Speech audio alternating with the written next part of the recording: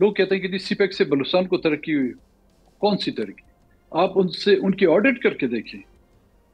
65 अरब dollar जो आए थे, क्या ऑरेंज लाइन जो बिछाई गई है वो ग्वादर में या बलूचिस्तान के किसी एक जिले में बिछाई गई?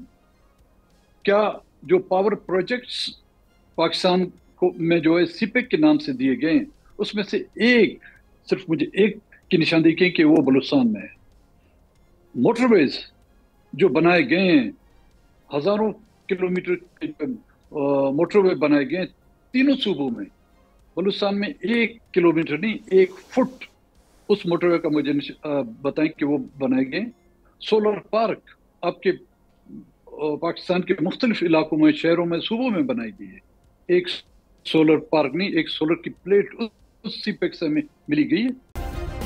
सब्सक्राइब करें और बेल दबाएं ताकि कोई खबर रह न जाए।